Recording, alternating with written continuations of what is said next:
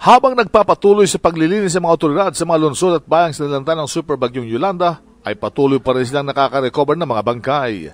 Ayon kay Major Ray Balido, ang opisyal ng tagapagsalita ng NDRRMC, nasa 5,924 na ang bilang ng mga nare-recover ng mga bangkay. 27,122 ang naitalang sugatan at nakapako naman sa 1,779 ang mga nawawala. Sinabi pa ni Balido na nagpapabagal sa paghahatid ng datos sa NDRRMC mula sa mga sinalanta ng kalamidad ay ang mabagal na proseso na sinusunod ng mga local officials. Ito naman ay upang matiyak di umano na hindi magkadoble-doble ang mga inire-report na bilang ng mga biktima. Ayon pa kay Balido, ang susunod na pagtutunan ng pansin ng pamahalaan ay ang transition ng nasabing operasyon. Ang pinagtutunan na lang naman natin ng pansin ngayon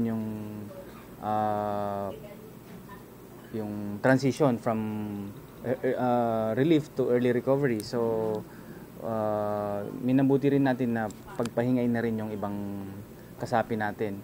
Although yung skeletal force natin nandito pa rin para tugunan kung may kinakailangang agarang tugunan. Si Major Ray Balido, ang opisyal na tagapagsalita ng NDRRMC sa Campo Aguinaldo. Yan ang DZRH News. RH 911 Bing Formento, naglilingkod sa pagbabalita.